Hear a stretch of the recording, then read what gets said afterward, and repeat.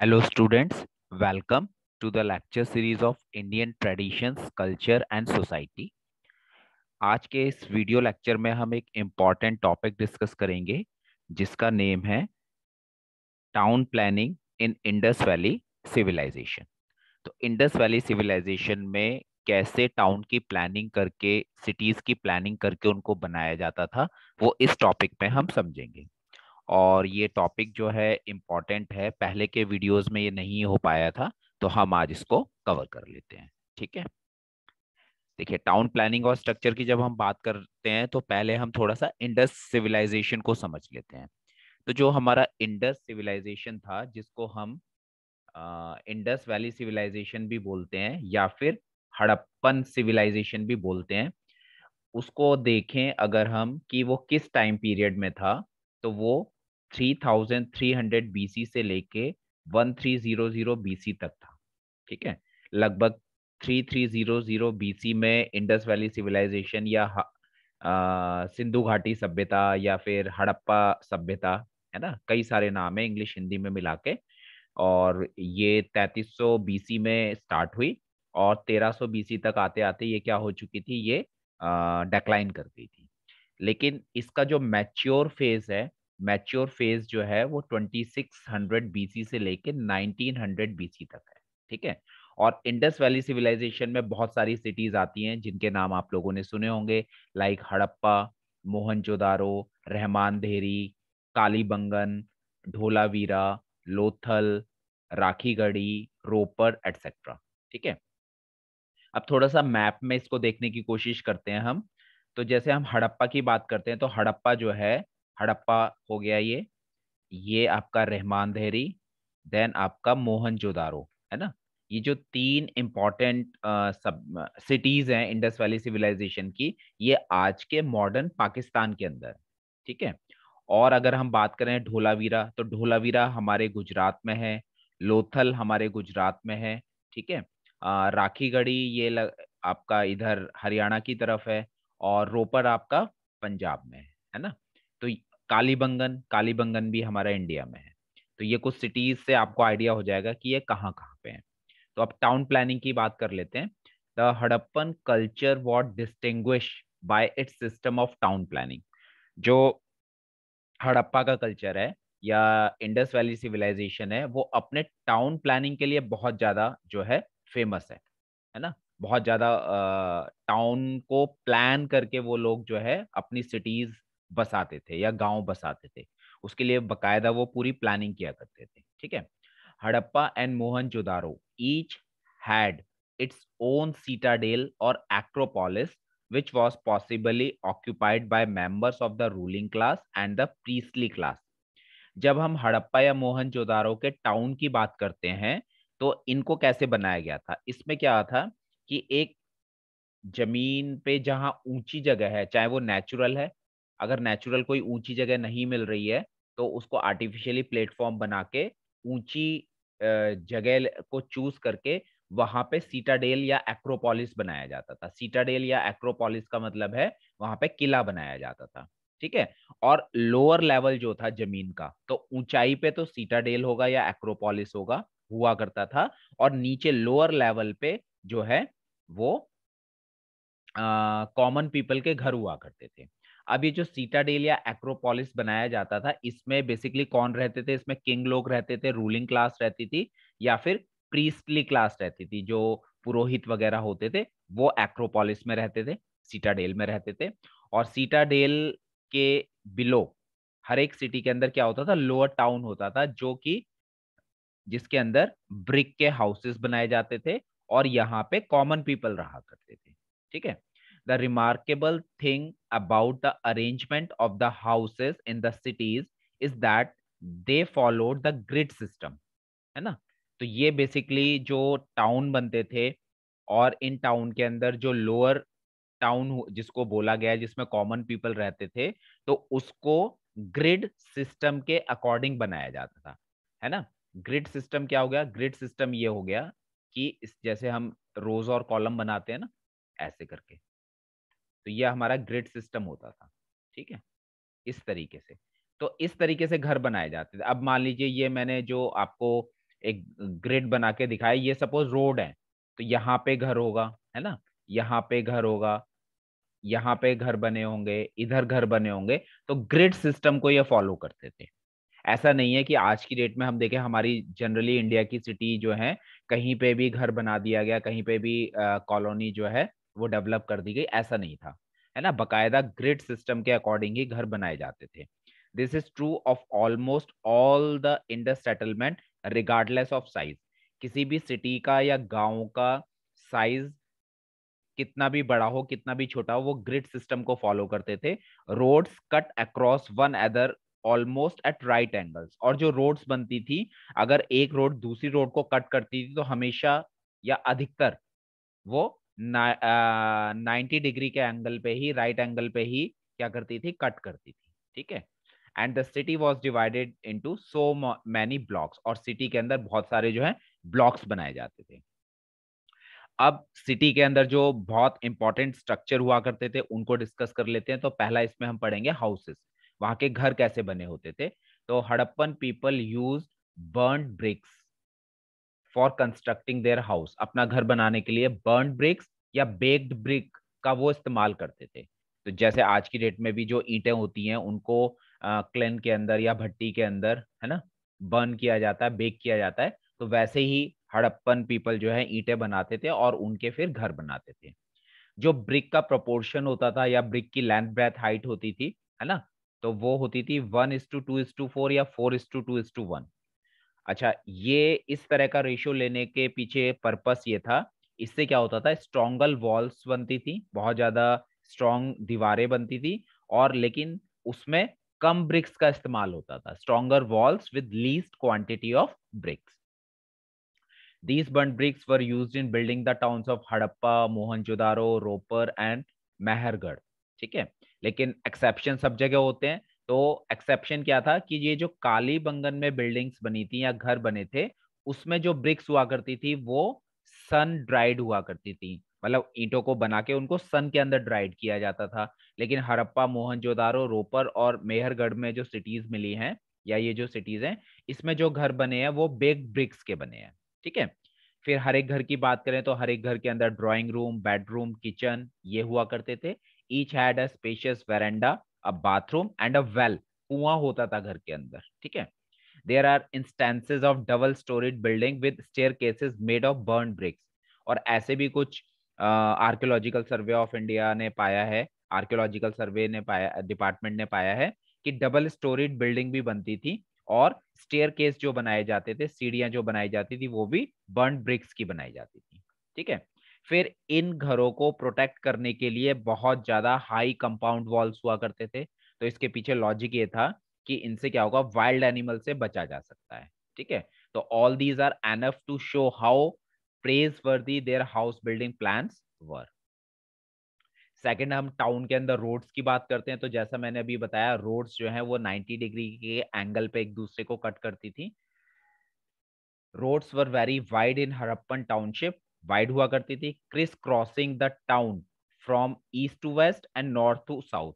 अब नॉर्थ से साउथ की तरफ रोड जा रही है या ईस्ट से वेस्ट की तरफ जा रही है, तो वो अगर एक दूसरे को कट करेंगी तो 90 डिग्री के एंगल पे कट करेंगी। ठीक है। Each crossing was vertical with provision of light post on the crossing. और क्रॉसिंग के ऊपर एक प्रोविजन दिया जाता था लाइट पोस्ट का, ताकि रात के समय में वहां पे लाइट की व्यवस्था हो सके। The houses were built on either side of the roads. Road के दोनों तरफ घर बनाए जाते थे। The drains were connected to the main drain that stretches to the farthest extent of the town. और घर से जो नालियां निकलती थी, घर से जो ड्रेन निकलते थे, वो मेन रोड की एक मेन ड्रेन में मिलते थे। और वो मेन ड्रेन जो है सिटी के बाहर उसको ले जाया जाता था, ताकि गंदा पानी जो सिटी का है वो सिटी से बाहर निकाला जा सके। ड्रेनेज सिस्टम को अभी हम आगे डिस्कस करेंगे। The state-wide roads with vertical crossings acted as ventilators for the town and kept the town free of pollution thereby. देखिए, जो 90 डिग्री एंगल पे रोड्स को कट किया गया है, बनाए गए हैं, उसके पीछे लॉजिक ये दिया गया है कि इससे टाउन में क्या रहता है, वेंटिलेशन रहता है। और जब हवा अच्छे से पास होगी टाउन के अंदर, तो टाउन की एयर के अंदर जो भी पॉल्यूटेंट्स होंगे वो क्या होंगे, वो जल्दी ही टाउन से निकल जाएंगे। ठीक है। तो देखिए कितना साइंटिफिकली और कितना सोच समझ के उन्होंने अपनी सिटीज को डिजाइन किया था। नेक्स्ट है ग्रेट बाथ। ग्रेट बाथ जैसे हम आज की डेट में स्विमिंग पूल की बात करते हैं, उस तरीके से ग्रेट बाथ इन्होंने बनाए हुए थे। तो ये आप फिगर देख रहे हैं, है ना। तो इस फिगर में मैं पहले आपको बता देता हूँ। इस फिगर में ये देखिए जितना पोर्शन में ये रेड कलर में रेक्टेंगल शेप में बनाया है, ये पूरा क्या है आपका, ये ग्रेट बाथ है ना। और दोनों तरफ ये इस ऊपर साइड से आप देख पा रहे हैं और इधर से भी दोनों साइड से सीढ़ियां हैं इसमें जाने के लिए। ठीक है, तो इसको समझ लेते हैं। The most important public place of Mohenjodaro seems to be a great bath comprising the tank which is situated in the citadel mount. तो जनरली ये सीटाडेल में बनाया जाता था, है ना, और इसमें एक बड़ा सा टैंक हुआ करता था। It is an example of beautiful brick work. ईंटों का एक बहुत अच्छा वर्क इसको हम कह सकते हैं। इसका मेजरमेंट जो मिला है वो 11.88 इंटू 7.01 मीटर से लेके टू इतना, है ना, और 2.43 मीटर तक ये कितना है, गहरा है। Flights of step at either end lead to the surface. दोनों तरफ जो है, दो तरफ इसमें सीढ़ियां बनाई गई हैं। इसके साइड में ही रूम्स बनाए जाते थे, किसके लिए, for changing clothes. The floor of the bath was made of burn bricks. जो फ्लोर है ना, जो इस बात का फ्लोर है वो भी बर्न ब्रिक्स का, बेक्ड ब्रिक्स का बनाया गया है। वो ऐसा इसलिए बनाया गया है ताकि जो मॉइस्चर है वो नीचे ना जाए, एक तो ग्राउंड में ना जाए मॉइस्चर, सीपेज ना हो, लीक ना हो, और जो एडजेसेंट कमरे बनाए गए थे उनकी दीवारों में पानी ना जाए, सीलन ना जाए, इसलिए बेक्ड ब्रिक्स को इस्तेमाल किया गया था। अब इसमें पानी कहाँ से आएगा, तो water was drawn from a large well in an adjacent room. इसके बराबर में जो एक कमरा होता था पहले, उसमें पानी लाया जाता था और वहां से फिर पानी को इस ग्रेट बाथ में लाया जाता था। फिर इसमें एक आउटलेट होता था एक कॉर्नर में of the bath led to a drain, ताकि जब पानी गंदा हो जाए या पानी को चेंज करना पड़े तो उस पानी को ड्रेन में डाला जा सके। अच्छा, ये ग्रेट बाथ किस लिए यूज होता था, it is suggested that the great bath serve ritual bathing. कोई भी रिलीजियस सेरेमनी होती थी उसमें जब स्नान करना होता था, रिचुअल बाथिंग करनी होती थी, उसके लिए यूज होता था, which was so vital to any religious ceremony in India. उसके बाद है ग्रेनरी। ग्रेनरी का मतलब है कि अपने ग्रेन को, अपने फसल को स्टोर करने के लिए जो चीज बनाई गई, जो स्ट्रक्चर बनाया गया, उसको ग्रेनरी बोला गया है। In Mohenjodaro the largest building is granary which is 45.71 meters long and 15.23 meter wide. ठीक है, but in the citadel of Harappa we find as many as 6 granaries. तो जो हड़प्पा का सीटाडेल मिला है उसके अंदर 6 ग्रेनरीज मिली हैं। अब देखिए इस पिक्चर में, देखिए पहले इसमें आपको ग्रेनरी एसेस तो नजर नहीं आएगी, लेकिन उसका जो है स्ट्रक्चर नजर आएगा। जैसे एक रेक्टेंगल ये है 1, ठीक है, तो ऐसे ही करके 1, 2, 3, 4, ये 5 और ये 6। ये मतलब बेसिकली ये काफी बड़ा रहा होगा, ऊंचाई रही होगी, हमने देखा ना अभी, है ना। लेकिन अब यहाँ पे इस तरह के रिमेन्स मिले हैं। तो ये हड़प्पा के सीटाडेल के अंदर 6 ग्रेनरी एक साथ मिली हैं। A series of brick platform which formed the basis for 2 rows of 6 granaries. Each granary, अब एक ग्रेनरी का मेजरमेंट बताया गया है इसमें 15.23 metre into 6.09 meters and lay within a few meters of the river's bank. ठीक है, the combined floor space of the 12 units would be about 83,81025 square meters. अगर हम combined area देखें तो ये जो पूरा combined area है ये इतने square meters है। ठीक है, तो approximately it had the same area as the great granary at Mohenjo-daro. To the south of the granaries at Harappa lay working floors consisting of the rows of circular brick platform. अगर हम हड़प्पा की बात करें, Harappa granaries की बात करें, तो हड़प्पा की जो ग्रेनरीज है उसके साउथ में वर्किंग फ्लोर्स बनाए गए हैं consisting of the rose of circular brick platforms. These were evidently meant for threshing grain because wheat and barley have been found in the crevices of the floor. तो basically ये जो circular brick platform बनाए गए granaries के south में, ये grains की threshing के लिए बनाए गए, फसल को काटने के बाद जो थ्रेशिंग होती है उसके लिए बनाए गए थे। तो ये कैसे पता चला? जो वो फ्लोर है उसमें जो क्रैक्स हैं, क्रिवाइसिस हैं या छोटे छोटे होल्स हो गए हैं उसमें, तो उसमें बार्ले और बीट के क्या मिले हैं? दाने मिले हैं, ग्रेन्स मिले हैं। At Harappa were also built two-room barracks which possibly accommodated laborers। और हड़प्पा की जो ग्रेनरीज है उसके पास दो बैरक या दो रूम, टू रूम बैरक्स बनाए गए, जिससे ये आइडिया लगाया गया कि जो लेबर क्लास होते थे, मजदूर होते थे, वो इनमें रहा करते थे। नेक्स्ट है ड्रेनेज सिस्टम। तो जैसे मैंने अभी बताया कि इनका ड्रेनेज सिस्टम भी बहुत एडवांस था। ये बेसिकली ड्रेनेज सिस्टम है। अगर ये जो है ये पूरा एक घर है, तो इस घर में से ये ड्रेन निकल रहा है और ये मेन ड्रेन में एंटर कर रहा है। ठीक है। The drainage system was the principal attraction of the Indus civilisation. Important attraction है ये। The people put a lot of emphasis on hygiene. अब देखिए, इंडस वैली सिविलाइजेशन के लोग हाइजीन के ऊपर, साफ सफाई के ऊपर कितना ध्यान देते थे। They took particular steps to drain out the waste water and refuse out of the town. उन्होंने मतलब कई स्टेप में ये डिसाइड किया कि कैसे अपने सिटी का जो वेस्ट वाटर है और रिफ्यूज है उसको कैसे सिटी से बाहर ले जाया जाए। In almost all the cities every house had its own courtyard and bathroom. तो ये हमने देखा कि हर एक घर के अंदर अपना कोर्टयार्ड होता था और हर एक घर के अंदर अपना बाथरूम होता था। In Kalibangan many houses had their wells. Kalibangan में हमने देखा कि हर एक घर के अंदर अपना कुआं होता था। Water flowed from the house to the street which had drains. ठीक है। तो हर एक स्ट्रीट से, हर एक घर से एक ड्रेन निकलता था जो मेन ड्रेन में, जो स्ट्रीट के किनारे किनारे चलता था, उसमें जाके मिलता था। The drain were covered not exposed. जो भी नालियां हुआ करती थी वो कवर्ड हुआ करती थी, है ना, एक्सपोज नहीं थी।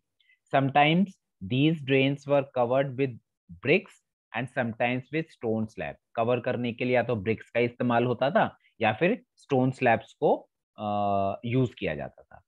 These drains pass through the town to the outskirt where they terminated in a big well। अब ये जो मेन ड्रेन है उसको टाउन के बाहर ले जाया जाता था और टाउन के बाहर एक बड़ा कुआं बनाया जाता था, उसमें उसको कनेक्ट किया जाता था। तो जितना भी गंदा पानी हुआ करता था वो गंदा पानी जो है सिटी का निकल के कहाँ चला गया? उस वेल में चला गया। ठीक है। The street drains were equipped with manholes. Manholes बनाए जाते थे। The remains of street and drains have also been found at वनबाली। वनबाली में भी स्ट्रीट और ड्रेन्स के रिमेन्स मिले हैं आर्कियोलॉजिकल सर्वे को। All together the drainage system and the quality of the domestic bathrooms and drains are remarkable, and the drainage system of Harappa is almost unique. Perhaps no other civilization gave so much attention to health and cleanliness as the Harappan। ठीक है। तो और भी जो civilisation थी हड़प्पा के time की civilisation, जैसे आपका मेसोपोटामिया हो गया, है ना, चाइना की सिविलाइजेशन हो गई, तो उन लोगों ने इस तरफ इतना ध्यान नहीं दिया था जितना इन्होंने दिया था। किसके ऊपर? हेल्थ और क्लीनलीनेस के ऊपर। ठीक है। तो ये हमने आज के लेक्चर में देखा कि कैसे टाउन प्लानिंग करते थे और हड़प्पा के लोग, और कैसे डिफरेंट स्ट्रक्चर्स बनाने में वो इतने ज्यादा एडवांस थे। तो ये जो आपका टॉपिक है ये एग्जाम पॉइंट ऑफ व्यू से बहुत इंपॉर्टेंट है ना। तो आप इसको ध्यान से समझिए और इसको पढ़िए, है ना। और मुझे उम्मीद है ये क्वेश्चन शायद एग्जाम में आपको जरूर मिलेगा, एकेटीयू के फाइनल एग्जाम में, है ना। तो इसको अच्छे से तैयार करिए। ठीक है। Thank you.